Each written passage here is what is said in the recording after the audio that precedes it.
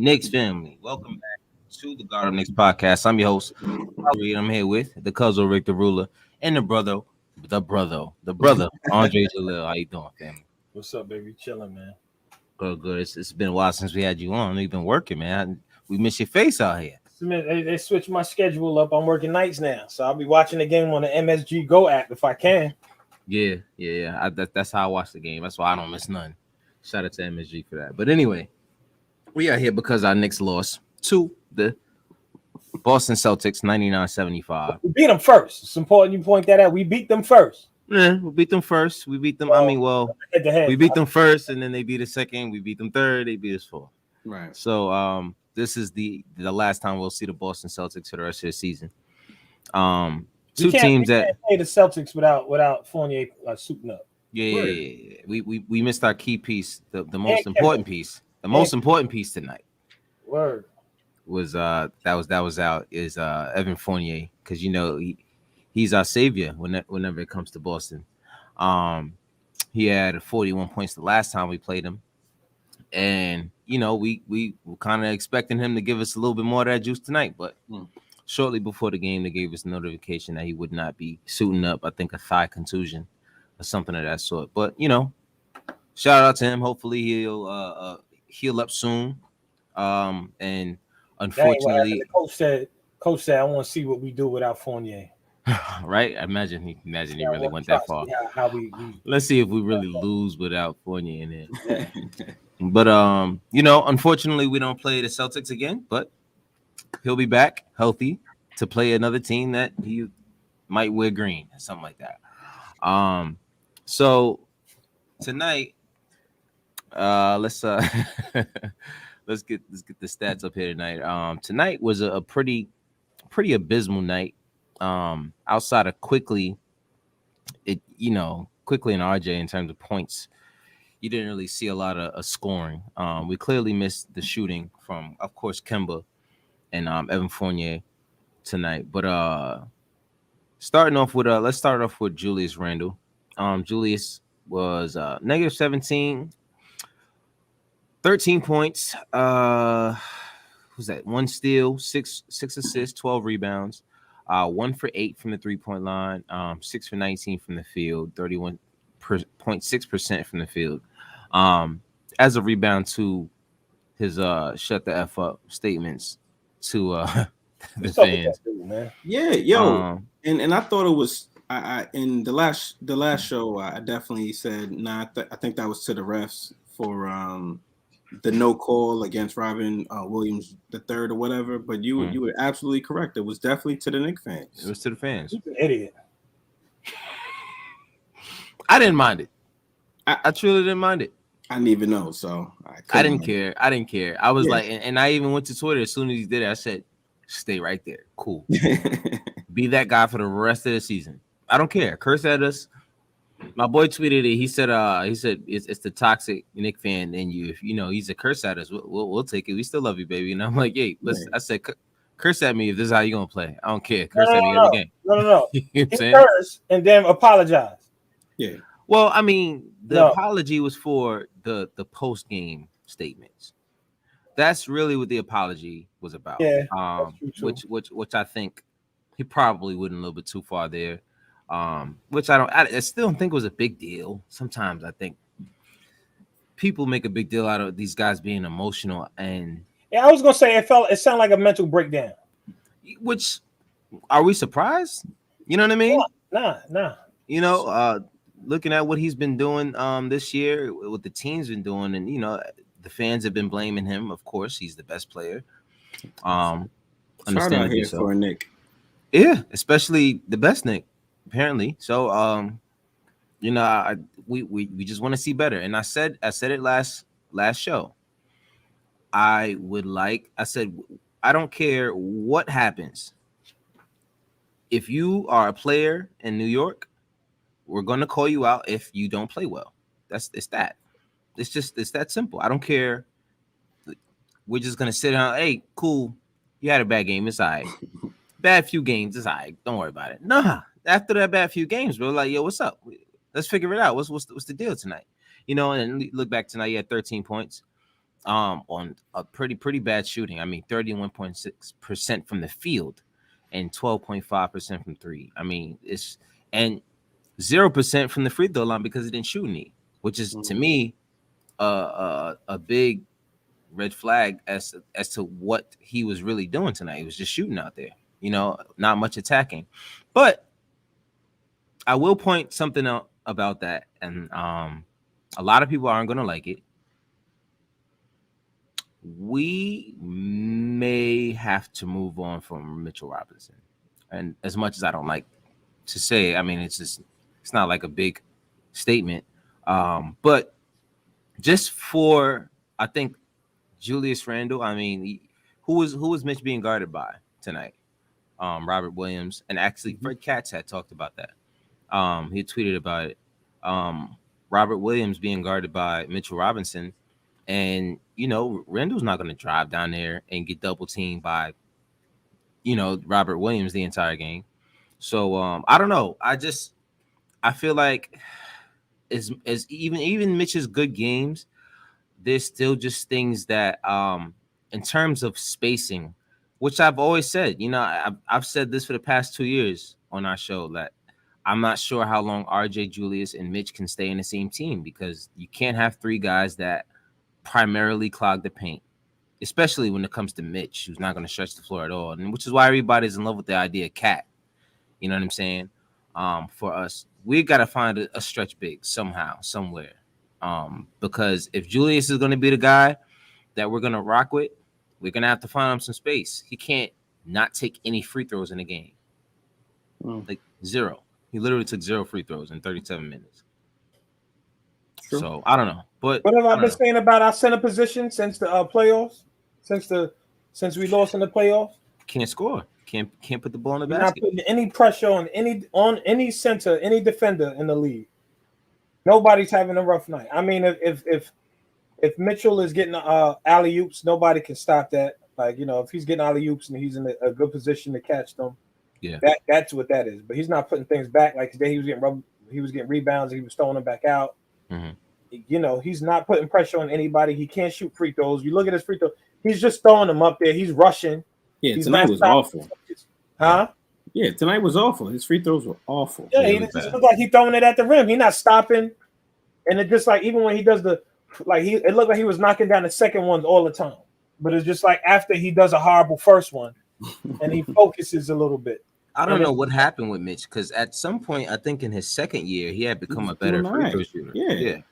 And he was up around, I think, in the 60s at some point.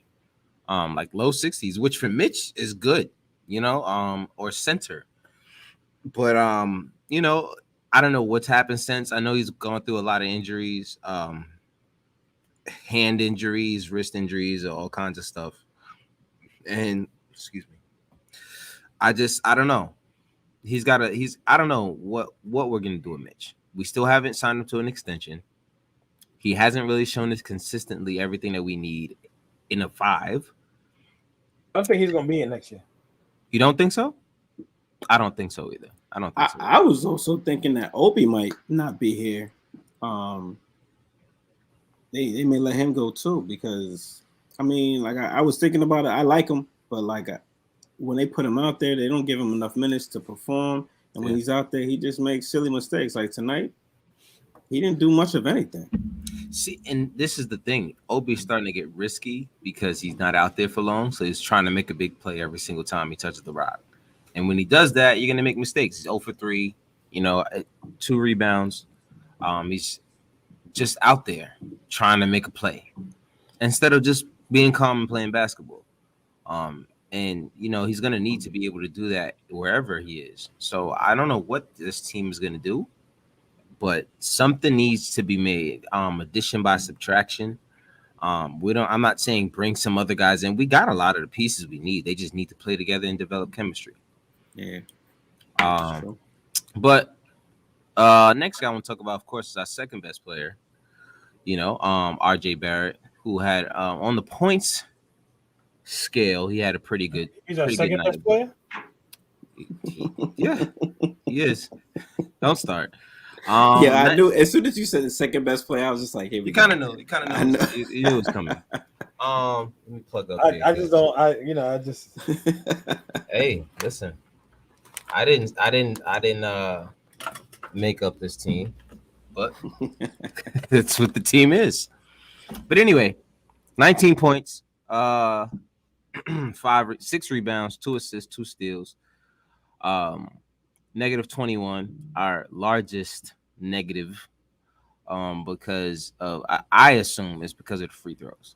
It's you gotta make your freaking free throws. Yeah, terrible. Yo, he's bumming it up with the free throws. The 1 for 5 is just terrible. You can't do that.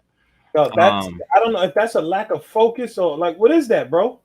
It's mechanics. It's mechanics and a lot going through his freaking head because there's times where he's 4 for 5, he's 7 for 9. You know what I'm saying? But every now you know he's not a fluent free throw shooter. So I just want to see you go 75.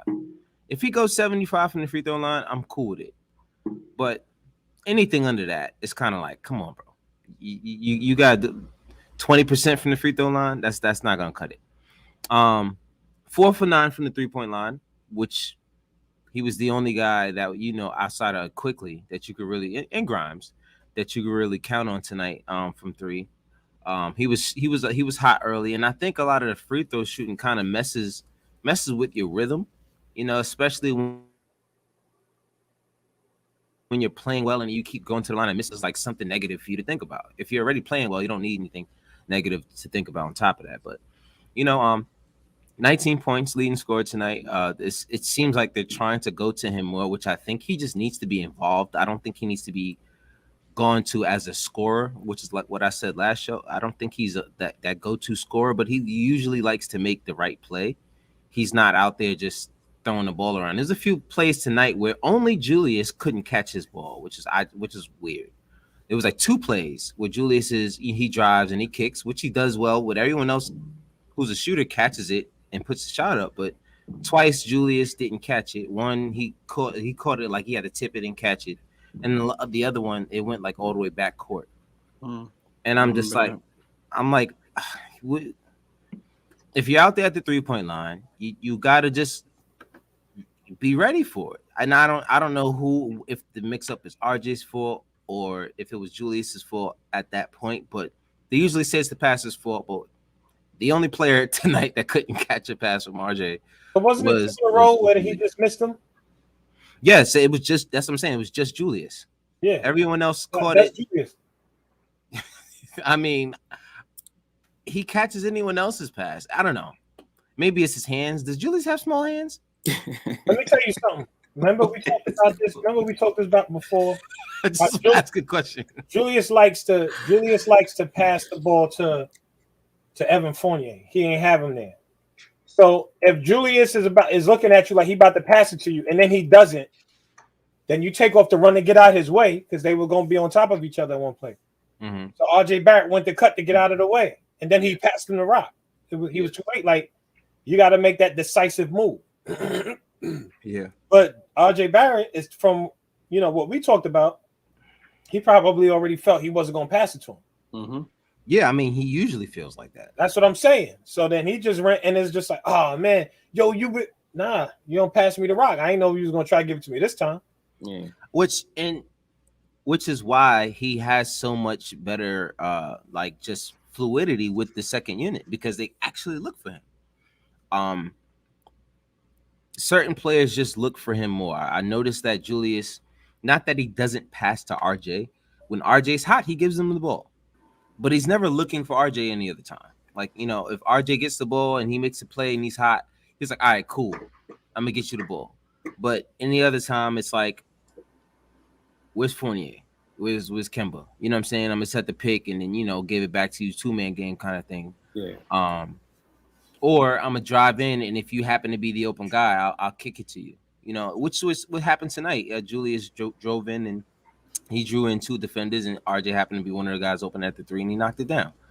So, I don't know, man. I've always felt like there was something weird with their chemistry. I think there is. 100%. I never thought it was genuine. I think they're professional. I don't think they're unprofessional. I think they're very professional, but something's off. It's just off. Like I don't understand it. He only looks for shooters. Like he only looks for shooters. Like That's even I don't think it's an RJ thing. Maybe yeah. Even with Quickly tonight, like he did this one pass that I thought was great. Like he stepped right within the arc and then kind of bounced it between his legs to Quickly, and then quickly hit the open jump shot. Yeah, like that's what he looks for though. Yeah. And I guess he's like RJ's not a shooter. She's like, I ain't gonna look for you like that. Exactly. You know what I'm saying? Which is weird because RJ's the kind of guy, if he gets hot, you kind of just keep feeding him the ball. Yeah. But you know, I don't know. I just hope that they can figure this out. Let's jump in the chat and see what they talking about in here. They firing everybody up in here. Toon said it's like when you hit your sibling and they start crying, you're like, nah. Hit me back. I forgot what he was talking about. What we were talking about at that time, but that was pretty funny. Miles Turner's the only option since he's on the trade block. Oh, in terms of the floor stretcher, and that's the thing. I don't think Miles Turner is a savior. When I mention him in terms of like, I think he's a good piece for us. But I just think what he brings to the team to make our offense flow a little bit better. Yes. You know what I'm saying? Like, you just need to bring that big out of the paint. He has to be out of the paint. The reason why Sabonis can go off the way he does whenever the hell he wants is because they drag everybody out the paint when Miles Turner's out there. And if you don't get dragged out the paint, what does he do? He lights you up for 7 threes like he did to us. So, you know what I mean? Like, I think just having a floor spacing big is something that we have to get in our blood in this arena. Pudge, it's been a minute, man. How you been? How you been? How you been? He said Obi is trash. How you been? He said Obi is trash. 2 donuts in 2 days. It's because he's not getting the time to warm up to the game. I don't think he's reached 10 minutes in either game, which is crazy to me. You know what I'm saying? He's a guy. He gets those momentum plays. And if there's no fast breaks, he's not really going to get those easy buckets like that, which he usually fills his stat sheet with those. He's still working on his half court offense, but he's got to get some back to the basket game to him, some fade, something in there where they can throw him the ball and they can call ISO and he can give you something from the post, because Obi's got to find a way to have a go-to. Like, he has to have a go-to. He can't be throw me an alley, because you will be a miniature Mitch, and that's not what we want. I mean, you can you'll shoot it. I can't say you can shoot. You will shoot if you're open, but he's like a 20-something% shooter from 3. So, I mean, maybe one day it'll fall, but he's not getting the minutes right now to get that. Mitch's coleslaw. It sucks, man. I know Dre was a huge Mitch follower. So for him to be saying that something needs to happen with that, I know that it's not that, like, you know, Mitch athletically, you know, seeing him get back in shape this season is better. He's got, you know, they were talking about how he had more hop to his step. Yeah. But he's not. No, we don't have these guys that score, and they're like, that's the key. Yeah. We're not putting any pressure on any team. Like, everybody's expecting us to shoot. If we're having a bad shooting night, right, we lose. Right. You know what I'm saying? If this guy can't shoot, that guy can't shoot.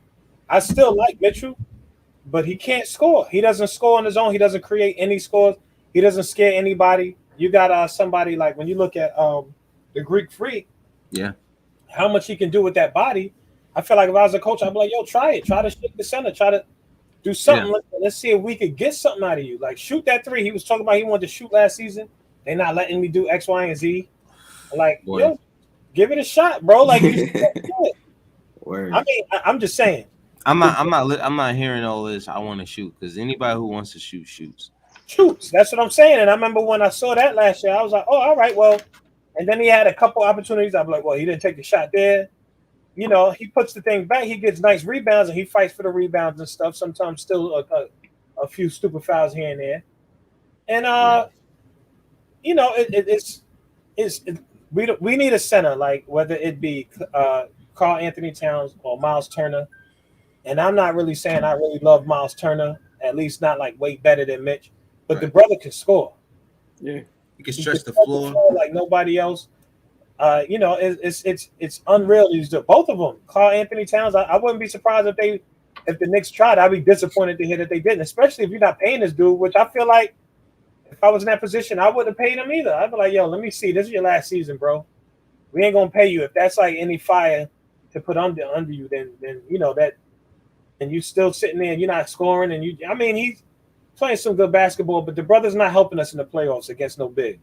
Yeah. I mean, for you to be in this in a season where you have to earn your contract, and then you're still like coming off the bench half those games, I think it's like, come on, like it's the writings on the wall. It's just like I don't know if him. I don't know if he's taking it seriously. I don't know if RJ Barrett taking it seriously. I think RJ Barrett thinks he's taking it seriously. I think Julius Randle thinks that they're taking it seriously. And Julius is doing like some stupid stuff. RJ Barrett looks like he's scared again. I'm like, I don't know what's going on with these brothers. I don't know what's happening. It just seems like something happens in New York. These dudes get here, and it's like RJ, when he scores, he does this whole thing. But no other plays before that doesn't look like he's like dominant. But he still had he had like 20-something points tonight. Yeah, 19. 19. He stayed on that think team. RJ's problem is the same as Julius's, and it's you can't score in the paint when there's no space in it. Yo, but what's that dude that center? Something Williams the third. Robert Williams. He was tearing everybody out the paint. Wasn't nobody trying to go up on that dude. He was blocking everything. I mean, since last game, he was doing the same thing. But I mean, this is the issue. If you have a shot blocking center, then at least, like Miles Turner, when you're playing against a shot blocking center and you need points in the paint, where does Miles Turner go? He goes right to the 3-point line. He starts knocking down shots. What does that do? That in turn brings out Mitch. And now Sabonis has ISO game all day. That's all Julius Randle needs. But when you have a big, and last year it was the same thing. Who did we have there if it wasn't Mitch? It was either Taj Gibson or if it was Nerlens Noel. You're not spacing the floor at all. There's no space for Julius. It's so easy to double team Julius because not one opponent, not one game that we've played in the last 3 seasons. I think about it like that. Not one game that we've played in the last 3 seasons, Julius has had the space that he needs in the paint. Not one. Because there's never been a floor spacing 5 that we've had in there that gives Julius the space he needs in there. So as soon as he drives in there, the moment he steps in the paint, he's double teamed every single time. Every single time. Which, that's why he looks for the shooter. Yeah, that's why he looks for the shooter every single time. Because it's his bailout. It's literally his bailout. Mm-hmm. But what else we talking about? Probably just still at it with a fire Tibbs. So you firing everybody. Fire Perry. Everybody gotta go. I wouldn't say Tibbs and Perry yet, but I feel like we were talking about that last year with Tibbs, with him being stubborn and not playing young. But we already know what we're doing with that, and I don't think they laying him off. I don't think they firing him. I don't think he's going anywhere yet. I don't think he's going to unless they stink it up next year. They got a roster change to make before you can say that Tibbs is the reason for anything. Yeah, I agree. You can't say it's Tibbs just yet. Yeah. If the team they want, because they, one of the things they said they were talking about, I don't know if they said the Knicks made the call yet, or if the Knicks were talking to the 76ers and to the Blazers, and this is what I saw out there. And if you're trying to make a move for those two, I got to hand it to them, because I'd be like, who wouldn't you trade at this point for Ben Simmons and Damian Lillard? I'd be like, I'd try anything. Like right now, that would be a big splash. It would sound good. But let's say they got these people that they wanted, and we're still looking like this, then they got to start looking at the coach. You know what I'm saying? I mean, that's another thing. You can't necessarily blame the coach then, because if you give up solid pieces for one good piece, you got to fill up like all of those spaces with at least some more solid pieces. I mean, if at the end of the day, this is what it boils down to. Like, if it's a good trade, like if the Knicks are savvy and the trade ends up being like, wow, I can't believe they pulled this off. They got this, and we kept this person, we kept that person. Mm-hmm. You know what I'm saying? And it was like a good trade, then yeah. But if we had nobody around these guys, then yeah. But like I said, it would have to be next season.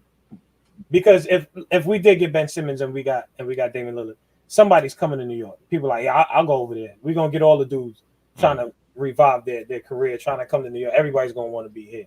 Mm-hmm. But if Tibbs doesn't do his thing, then if he's playing nothing but old cats and veterans, you know what I'm saying? If he gets Karl Anthony Towns, is Karl Anthony Towns, he's up this offseason? Nah. He's still in there, right? He's still up. What do you mean? Is he still like playing? Yeah. Available. Is he still in the middle of a contract? Oh yeah. Hell yeah. For sure. He's in the middle of a contract. Let's see. Kai Wang said Julius is trash. I don't get comments like that though. All the players are bums. Listen, man. After you lose, I don't think we have any stars. If you want to say that, I think the way everybody's playing this season, I think average is what we are. Mm-hmm. I mean, Julius is now playing like a borderline all-star. If you look at his numbers, it's slightly down from last year. Oh yeah. I mean, getting double doubles, yeah. But when you factor in, just like with Russell Westbrook, you factor in all the turnovers, mm-hmm. and all the silly plays and the lack of what do you call it with your teammates when you don't have like what's the word, chemistry, the lack of chemistry with your teammates. Mm-hmm. Those don't show up in the stat line. Right. You know what I'm saying? Like these turnovers and different things and running to the basket. I think he got off easy tonight when he charged down in there. There was 3 Celtics under the paint. He was running and he dished the ball out. He got the foul, but they turned it. They reversed that. Yeah, they reversed it. Yeah. You know what I'm saying? So, but they shouldn't have because he was pushed. And I think if you're going to review the play, they should review all of it. Yeah, but there was one before where he got rid of the ball early. He was running down super fast and he got rid of the ball before he got to the. Yeah, I was like, he got to do that a lot more often. Right. But of course, the guys got to run with him and all of that too, so they could know. But then he's got to play like that consistently, so they know to run with him. Yeah. Right. But he does do that consistently. Running the charge, I'd be like this. I'd be like, yo, I'm here. Now the thing about Julius is he likes to take those plays off with, because my thing is he has to have the ball in his hands all the time in order to do that play anyway. He's not just gonna randomly get the ball, and then when he gets the ball, he's gonna sprint down the court. Yo, run. That ball, you know what I'm saying? The ball every time. And he makes a face. And that's the thing. That's what RJ sees, and I can see that. RJ's the kind of guy, he don't want to make nobody mad, especially him looking up to Julius when he came in here. I think he really liked Julius when he got here. He probably looked up to him, especially because he played with Kobe. Like, I think he probably really looked up to him. So it probably for a while he didn't disappoint him, which you don't really care about sometimes. But it at least shows that he cared a little bit about Julius and his relationship. Do they ever do pick and rolls together? No, they don't. They don't do any pick and rolls together. Like I said, no one on the team really does a good pick anyway, outside of Taj Gibson. Everybody else be doing this fake pick that doesn't do anything. I hate seeing it. I hate it. It's weird. Yeah. But we did miss a stat last game. And the stat that we missed was that Julius Randle had 0 turnovers. Yes, he had 0 turnovers last game. 0 turnovers last game. Mm-hmm. And I think that also was a stat that was overlooked because how many do you have tonight? 6. Yeah, a whopping 6 of those, which is along his average. I think he averages about 5 turnovers or something like that a game. Yeah, damn. All right. So anyway, wow. So yeah, Toon says, why haven't any of our Lucas gotten any minutes? One of our Lucas is overseas. The other one is in the G League, and I don't know why he. But I sent y'all that list where they actually listed him as an active player on the regular roster. Yeah, I think it was for a game or 2. So I don't know. That's a great question, Tom. It's a great question. I don't know. I think I don't know. What I keep hearing is that he's still experiencing some defensive things. But I know it's tough when you got a guy that's going off in the G League that won't get a lot of minutes up here. So he's like, yeah, let's bring him up, and then he'll play like 3 minutes, 4 minutes, 5 minutes. Yeah. So it's like I don't want to do that to his confidence, So like certain guys, if you have minutes and a spot for them, like all right, cool, come up. Like he did it with Deuce McBride, and Deuce went down there and he played heavy minutes and he was able to come back because he knew he was going to play some minutes at least. But I don't know. Hopefully Luka gets some shine soon. I'm looking forward to seeing what he's bringing to the table. Pudge says teams going back to the lottery. I hope not. That's a word that I don't want to hear. I don't think they're gonna be that bad. Yo, Pudge going in. Yeah, he want to get rid of everybody. He's and firing everybody. Yo, listen, you fire them all and tank. I don't think I can't do that no more. Nah, I can't, man. Shout out to my man League. What's going on, bro? His favorite player is Kemba Walker. Let me stop. I'm not gonna get him started. He hates Kemba Walker. He cannot stand Kemba Walker. Damn. Well, I don't know why, but he just says he's washed. I mean, he's toward the end of his career, so he's sort of washed. What bothered me tonight is that after the game, like he was all yucking it up with the Celtics players, and I felt the way about that. Oh, extra happy with it. Yeah, they're doing their secret handshakes and stuff. I didn't like it. Like, because they wasn't giving no handshakes last game when RJ hit the game winner. Right? They walked right off the court. Yep. But it's cool. That's cool. But it was the last game. He was going to see him. I ain't going to see y'all for the rest of the season. I could dig it. I guess. I don't know. Maybe. I didn't like it. These dudes got each other number, man. They call each other, talk whenever they want. Yeah, let's link up. Let's go over here. Right. Yeah. See me in the metaverse, man. We're going to chill. See me in the metaverse. But let's see. Anybody else we can talk about? Holler about? RJ Barrett with the negative 21 plus minus. Yo, the whole team. We did. The whole team is negative. Like there's the whole team was negative player. Yeah. So I mean, anybody that we pick on, it's gonna be negative. It's gonna be negative. Quickly at 18.7 for 11, 3 for 5, 1 for 2. Even quickly missed the free throw. Yeah. And he jinxed him when he did it. They did. But he Breen always jinxes ever the hell. Always. Yeah. I love Breen, but he jinxes us every single time we go to the free throw line. Oh, actually, he does it to whoever we're playing to. He's at such and such is at 20. Yeah, he's at 99 free throws. Yeah. And he missed. He's like, you jinxed him. He's like, oh, yeah. And then tonight he even said you jinxed him. He said, all I said was, come on, Breen.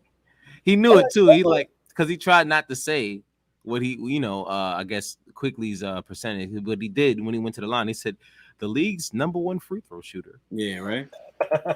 And there you go.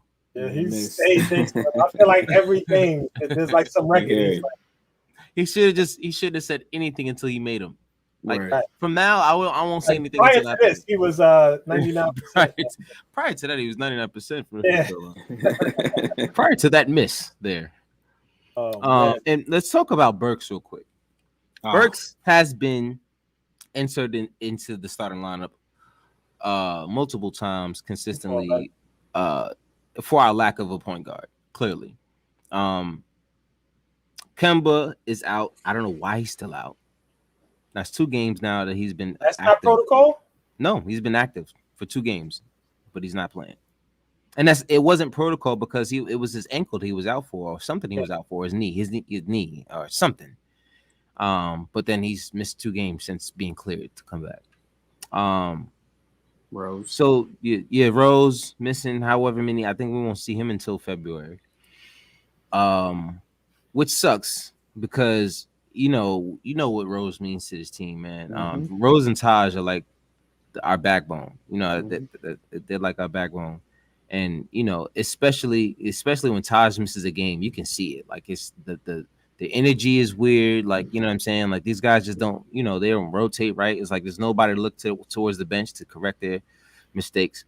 But Rose not being here is huge. I think we're really missing him. And then, this is what happens when you have 2 older injury prone or riddled guards as in your backcourt as your 2 best guards. And I was saying it earlier in the season, we have our two best point guards at this point are backups, and we're gonna have to figure out a way to get out of that predicament. It's quick got the start tonight. Quick got the start tonight. 18 points. I like it, but we're going to have some more. See, the first quarter there was a lot of ball movement and it looked amazing. I don't know what happened to that ball movement. It like completely disappeared. Yeah, after halftime, forget it. Yeah, I don't know why these guys just continue to like go away from what works every single game. I have a feeling though, Kat. I have a feeling you get a dominant center in New York. I think it changes everything. And the point guard, I think I don't want to stray away from a point guard, bro. Like we still haven't figured that out. I'm not saying that.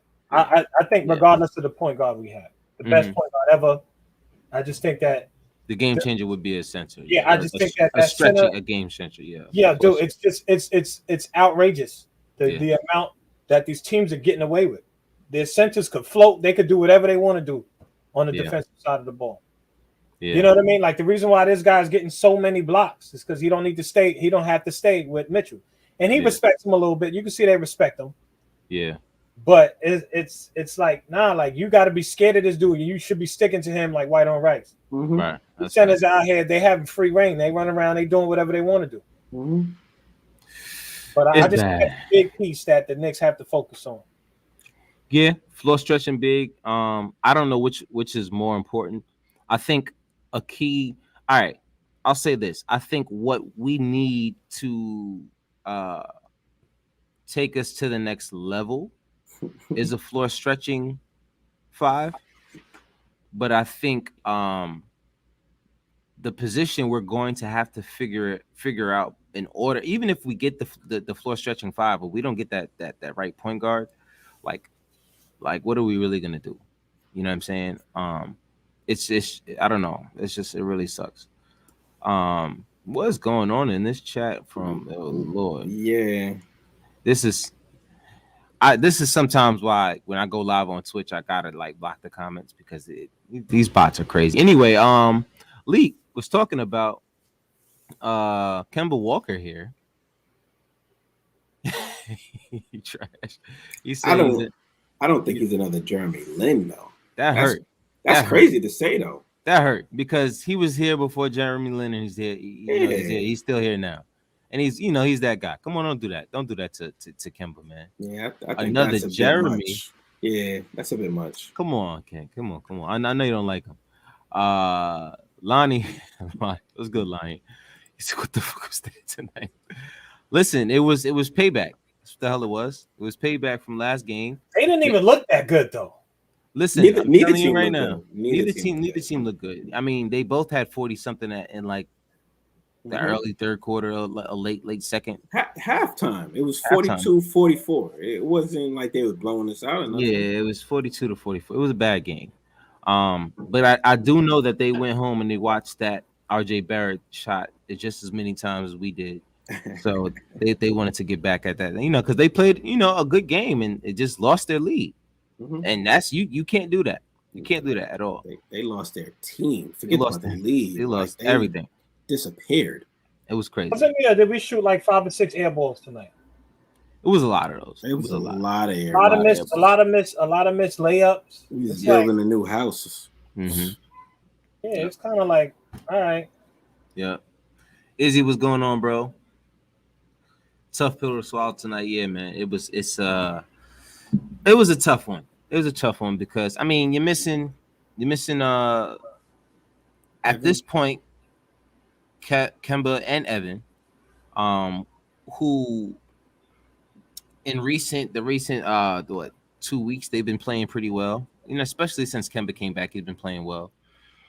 So you kind of messed up that rhythm that was going on with him and Julius. They would develop some sort of chemistry, which I thought was important that they needed for this team for this season. Mm-hmm. They needed to figure out, and even Evan last game, after the game, he said something that I thought was very important. He said, we have to figure out. He started mentioning a few plays where RJ was hot and Julius was hot and then he was hot. He said we have to figure out a way to get all of us, get touches for everyone at the right time. And I think that was probably the most in-depth explanation as to what's going wrong that we've gotten out of anyone internally. Because we've been like speculating for all of this time, like, what do you think the issue is? Like, what's the problem? Like, and these guys need touches that they're expecting. Evan is I'm sure he probably went through this in Boston. When he was the guy, when he was in Orlando, he was getting the ball as much as he wanted. The other best player there was Vucevic. So it wasn't like it was someone who was a ball dominant. He's a paint-ridden big. He's going to sit there in the post. So I think Evan is used to having the ball in a certain amount of times. Julius, obviously. But I think through Kemba. But I think through all of that, these guys are practicing with RJ, and they're seeing the gravity he brings and what he can do when he gets good rhythm touches. And they're like, we got to include him in what's going on. And I think that's an issue. There's 4 guys who need the ball. And like I said earlier, addition by subtraction, I think we need to figure out how to shorten the amount of touches certain guys need. People are calling for an Evan Fournier trade. Does it help? Who knows? Maybe getting RJ some more touches, getting Julius some more of those touches back is what this team needs. But I don't know, Cap. The reason why I just think that when you look at like a team like the Knicks, right? Mm-hmm. And what's his name came back for one game so far because he could play away games, which I think is just ridiculous. Oh, Kyrie. Mm-hmm. That's 3. That's 3 guys that need to have the ball, and they're like one of the better teams in the East. Mm-hmm. So I don't know if it's even like he needs the ball, he needs the ball, he needs the ball. I think there's enough basketball to go around for dudes to score. I just think where the opportunities are, I think every night there's a mismatch here. Yeah. You know what I'm saying? You play it as X's and O's. Well, I think the difference with that, Barrett is not aggressive enough. I don't care.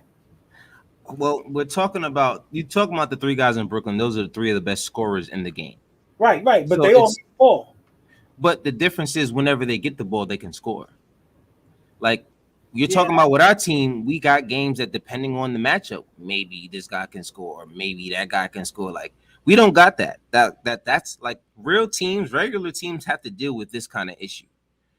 So then it ain't a lot of touches a minute. I wouldn't say it's not about minutes because you're talking about guys that are more efficient with more touches, and you just look at stats that just it says that you get if you look at the games where Kemba and Evan have scored the most, they had a lot of touches, around 20 shots.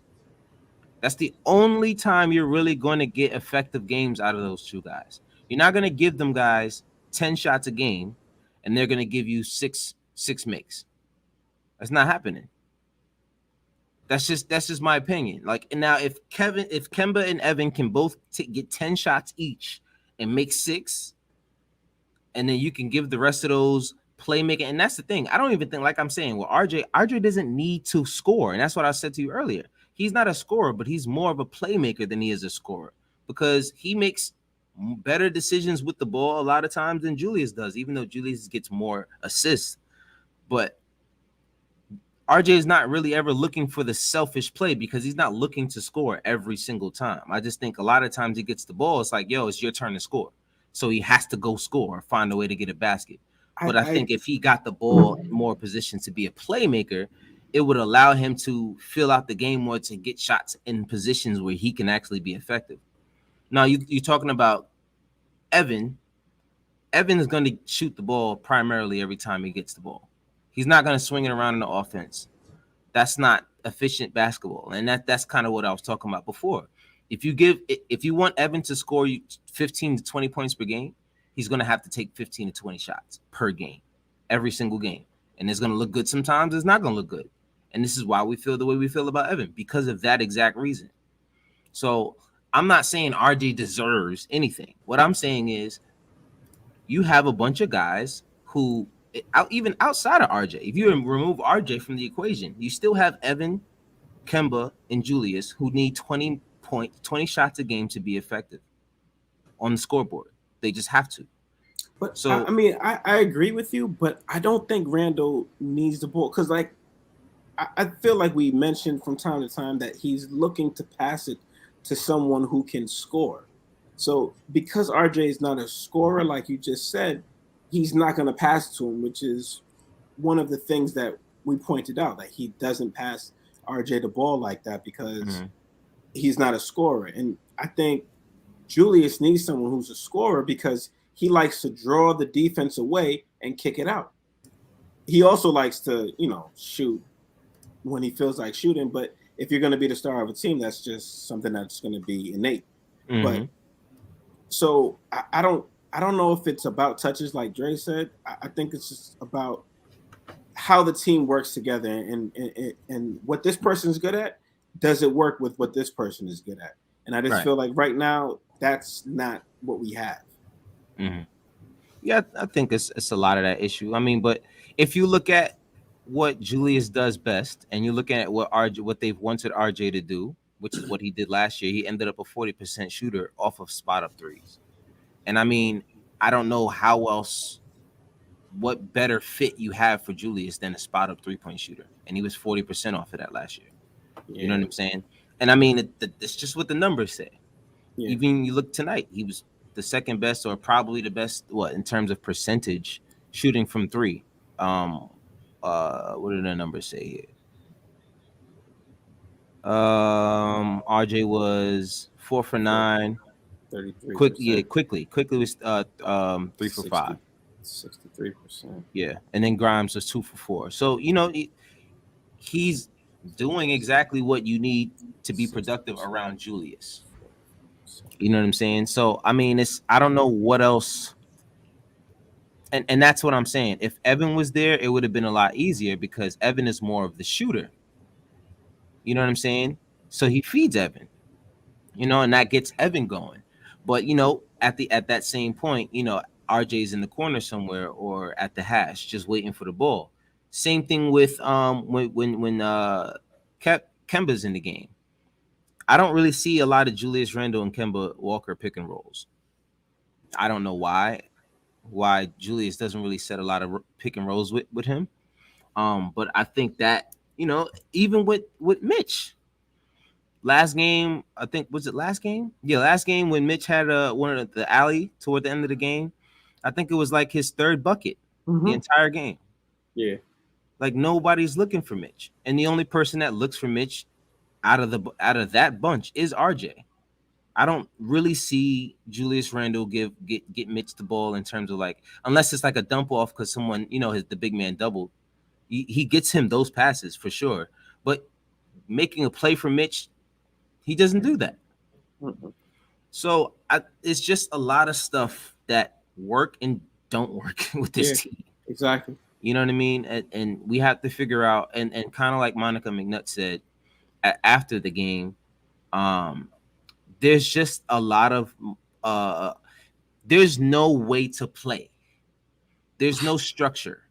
Like when you take out the starters and you put in the bench, there's no way that they're supposed to play. Like there's no playbook that the guys that started came in and did that you got to pick up and keep going. And this, it's like we're all winging it out there. Yeah. All right, let's see who's hot. Let's see who's hot tonight. This is what I'm saying. But every night, who's touching the ball? Like there's no.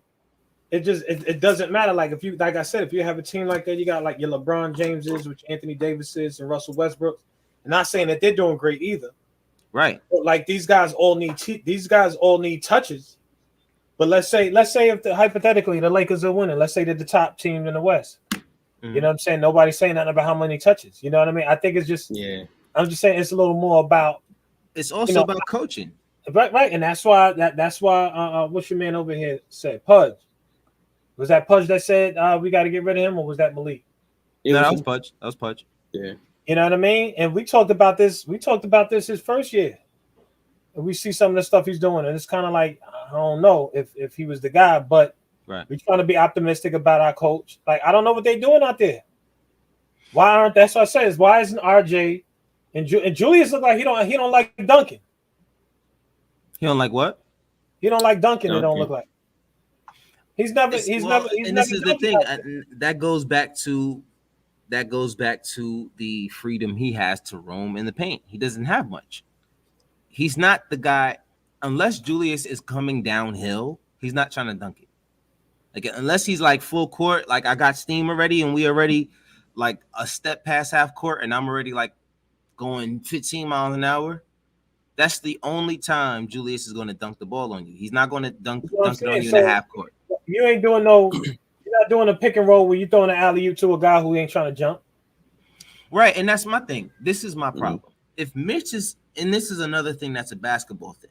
If Mitch is clogging any space that you have, as Julius Randle, as RJ, as Kemba, as the playmakers, your job is to get Mitch out of the paint. If that means come up here and set the pick.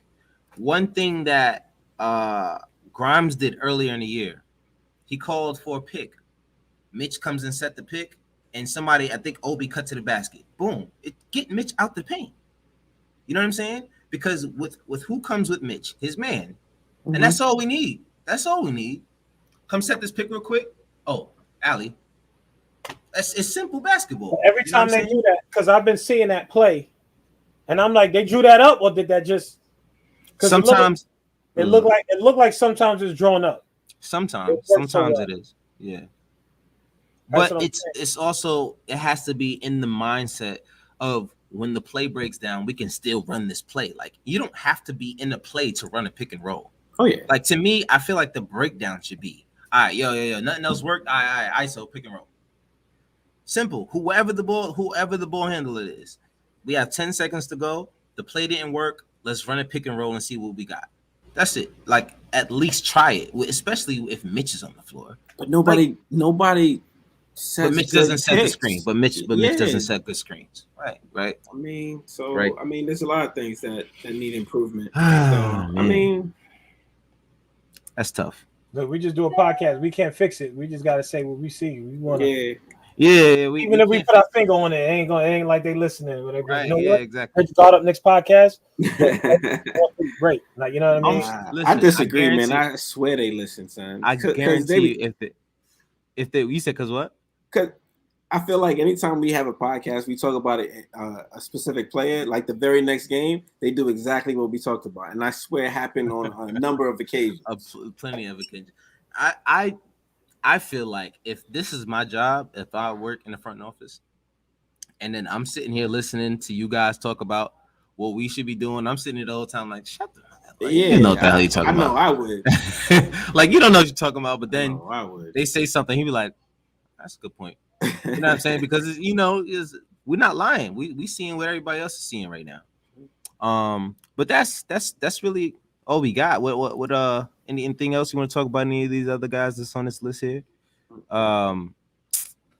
Kevin Knox is still on his team. He got the garbage minutes toward the end. He's finished. He's finished. He's finished. McBride, I was very upset at the time that McBride got sent in there. I feel like he could have made an impact way earlier in the game. And this is what I'm saying. There's certain coaches in the league, and this is what I'm saying. I'm not saying that Tibbs is a bad coach. There's just certain coaches in the league that will try to see what the young guys have. Hey, let's just get this young guy in here in the first quarter. Let's see what spark he can give this team. We don't got to give him 20 minutes. Let's give him 5 minutes early when it's not garbage time. Let's see how he plays against the guys that he wants to be playing against, not the third string guys who he can go out there and shoot whatever shot he wants because there's no one. The game's already over. Like, you got to be careful about when you throw a guy in there because he'll develop the habits of the timing you put him in the game. Like, you keep putting these guys in garbage time, they're gonna play garbage all the time. So I think that's the one thing that I would suggest to coach. Stow these guys in there early when there's a 5 minute or 4 minute lapse where we can't get nothing out of anybody. Come on, yo, dudes, go in there. What do you have to lose? Go in there for about 3-4 minutes. Let me just see what it looks like. Guarantee you, Deuce is in there. He's gonna get you a steal in 5 minutes. He's gonna get you at least a steal, 2 points, and like 2 rebounds in 5 minutes. He's gonna make every minute worth it. So, I just, throwing him in at the end of the game just to get his legs warm. I don't like that. Throwing Obi topping in just to, you know, just give to Julius, just to just to fill up give the you his minutes. Randall. No, just to give Julius Randle a rest. That's what I'm saying. Just to fill up the Like, minutes, like just to. yeah, like, come Because on. even if he plays well, he'll take him right back out. Right. And I think that's the issue with the way we have our rotations is it doesn't allow guys to get in rhythm at all. But that's the only point I got. I'll finish off with that. I'm not gonna sit here and be the Tibbs got a guy, whatever. Kai says RJ got a weird skill set. It's true. And then he said Tibbs is a bad coach. I don't think he's a bad coach. What I think about Tibbs is that he needs a certain group of players, and he doesn't have it. So it comes off as him not knowing what to do, and it may be true. He doesn't know what to do with these players because he's looking for a certain group of players. But I don't think he's a bad coach. And that just says a lot about his ability to adjust. But, you know what I like? I like one of these new coaches. I think that Tibbs is stubborn. I think he's a stubborn coach. Like somebody like a Dwayne Casey, I would love to see run the squad. Even that Celtics coach, I just feel like they're relatable. It just is something different about these coaches. Sometimes these coaches are color. Not saying that a good coach is a black coach, but I just feel like there's like a disconnect sometimes with like this. I always felt like that about Tibbs though. Even when he was in Chicago, I don't know any player. I don't, like when you have somebody like Taj, you like, oh, he must, or D Rose, you be like, oh, he must be great. Yeah. And then, like, sometimes you look at some of these other guys, and it's like, is he that guy? You know what I mean? He has a long pedigree. He has the pedigree of a great coach. But sometimes is it a connection thing? Right. Like, what's he doing? Are we going based on the name? You know what I mean? Yeah. And we weren't really happy. I don't know if you guys remember. We weren't really happy with the selection, but it was like, all right, they must. It was like he was out there, yeah. Yeah, that was the guy. We all wanted Kenny Atkinson. Like, I'm not gonna forget that. We all wanted Kenny Atkinson. Yeah, man. So it's kind of interesting, but I think there was other guys like that could have been. Because I'm curious. I feel like I don't know if it's this coaching philosophy. I just don't think he's right for the team. I wouldn't say he sucks, but I don't know if his coaching philosophy and his vibe, the defense. That first year we did really well. Yeah, you know what I mean. So we like, oh, he worked his magic. I think we back down to earth, and it's not like the Knicks are horrible. Right. Yeah. But some games they just not playing. Like you need to get more out of RJ. You need to get more out of the pick and roll. You need more out of these young players. How do you balance it? Touches. It's like, and that's the coach's job to manage all of those different things. Yeah. Right. Yeah. And hopefully we're not in another situation where we're forced to be looking for another coach out there. I just if we're going to go that route of making the coach the scapegoat, do your due diligence the next time. Just do your due diligence. Go out there and find the guy that is going to have as many wrinkles as you need, who's going to give these young guys and the veterans the time that they need. And you know what I'm saying? Like, I just think you have to just not pick the name. Like, let's for once go out there and pick the guy, not the name. Let's pick the guy. Interview someone with no name, just to have no name there. If I were people, I would do virtual interviews. Oh, yo, Cat, hold on one second. Mike Miller. Yeah, what's up? You Mike Miller. You want to come back? Nah, we get Tibbs out of here. Tibbs out. You want to come back and do this thing? All right. See you tomorrow. Mark Jackson ain't coaching any team in the league. It's not happening. Listen, I would tell you something right now. We bring Mark Jackson and we'll have the same exact issues that we're having right now because it's Mark Jackson had the same exact complaints in Golden State. Amazing defensive coach, not enough wrinkles to his offense, wouldn't hire someone to his staff to bring those wrinkles to his offense. And that's what caused the discord there, supposedly. But I don't know why you would lie about that. We all could see it. There was barely any offense going on in Golden State before Steve Kerr got there. And Steve Kerr clearly was taught by a bunch of geniuses somewhere because he worked with Phoenix, he worked with San Antonio, Greg Popovich for a while. He played under Greg Popovich for a while. He played under Phil Jackson. Yeah, come on. You know, he had the right guys in his corner. And when it came to learning offense, and you plugged them right in with Steph Curry and Klay Thompson. And there's no fault to Mark Jackson. It's just that, he just didn't have the opportunity to learn the way Mark Jackson did. I mean, the way Steve Kerr did. But, at least he can develop rookies. He gives rookies minutes. I'm not sure how much he's going to give them minutes. He's going to give them minutes in the ball. It's different. Like giving them an opportunity and developing is different. Yeah. I think he'll give them more of an opportunity. I'm not sure how much he can develop them as offensive players. He definitely made them a great defensive team. He was perfect for Draymond Green. He turned Klay into one of the best defenders in the league at the 2-guard position. And then even Steph was serviceable at that position. But anyway, just to finish it up, we are now back at 19-21. We're tied with the what's this team called that we just played? The Celtics. Boston.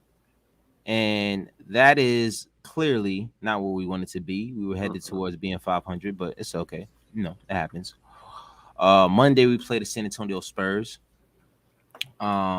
Wednesday, Dallas Mavericks, and then we have a 4-day break until we play the Atlanta Hawks next Saturday. So 3 games this week. Not a heavy week. I think this is what these guys need. They need some time to talk it over, practice, get some guys healthy. We still haven't seen freaking Nerlens Noel. Oh yeah. I keep forgetting he's on his team. Oh yeah. Yeah, oh yeah. Yeah, we did have that dude on. I forgot he was there. I saw him on the bench like that when RJ knocked down that game. He was in there. I was like, oh snap. He was there, like okay, but he hasn't been playing. It take too long to heal up, man. I know that he's supposed to be backing up Mitch. Heal up, but Jesus, he's supposed to be backing up Mitch, bro.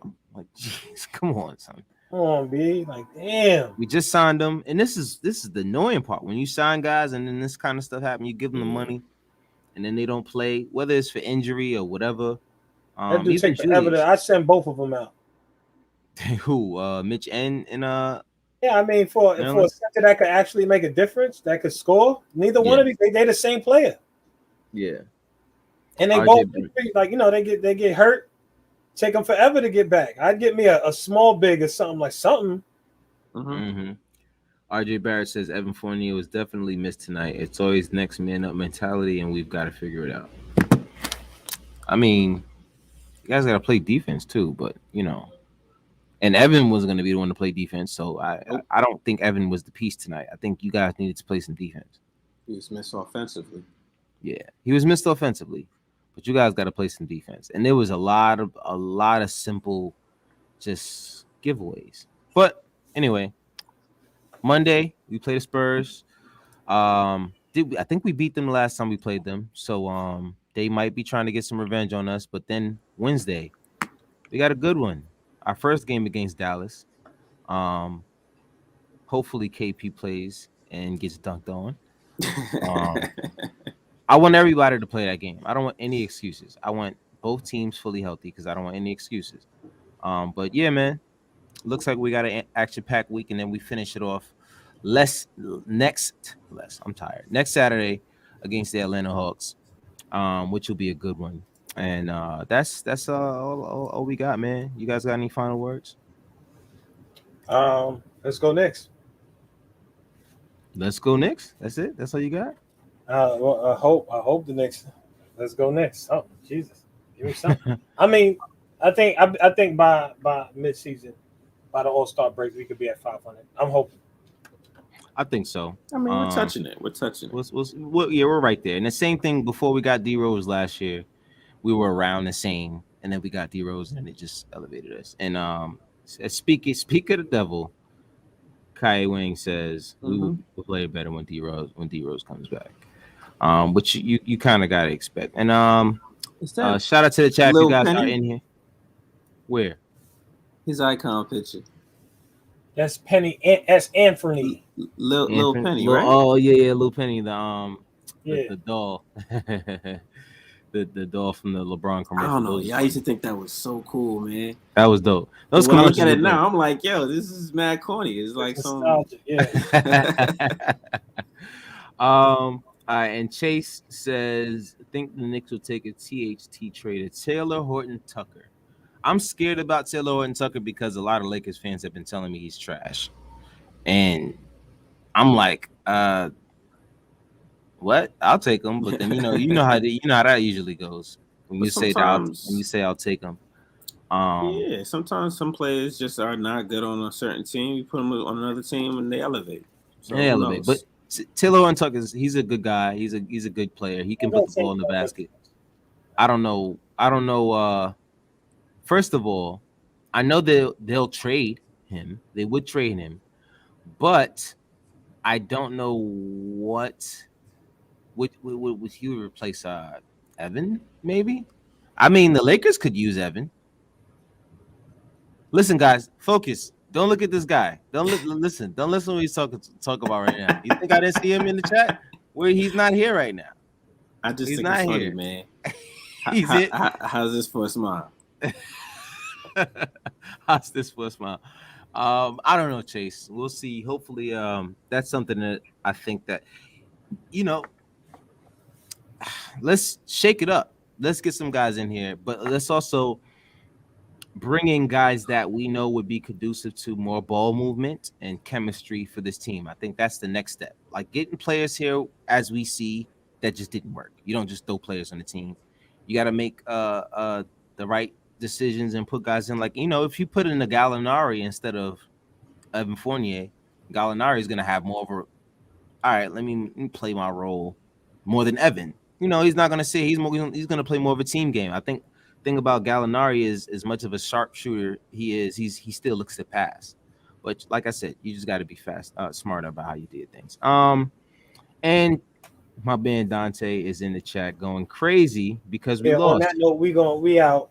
And I appreciate you for bringing in another view for me. Hit that like, pay us with a like. That's all we ask for. That's it, man. Subscribe. Yeah. Kai Wayne said Lance Stevenson can pass. Good vibes. I can't stand that dude. I can't. I couldn't take it serious here. I could not take him serious here. I I think they see people play one good game and be like this. Yo, we need to. Lance, he just came back from China. Listen, I'm gonna tell you right now. Dude. Let's see how long he sticks. That's it. Let's just see how long he sticks. Sunday. This is his third time in Indiana, so clearly Indiana knows who they have on their hands. But anyway, you guys have a great night. Dante, you have an even better one because from what I know, I believe the Eagles just lost to the Cowboys. Yo, who's Dante's team? Yo, it's the Eagles. It's crazy. I think like Dallas sat everybody and they still bust their ass. Yeah, they got like 51 right now. They went crazy. That's crazy. But anyway, thank you guys for tuning into the God Race Podcast. I'm your host, Paul Reed, here with the cousin Rick the Ruler, the big bro Andre Jalil, man. Y'all have a good one, man. We're in the playoffs. So will we be. And that doesn't necessarily always mean anything. So, They ain't going nowhere. Ain't same thing. But yeah, man. Y'all have a good one, man. I thank you guys for tuning in, Dante, our number one fan. Appreciate you, bro. All right, y'all have a good one. Peace.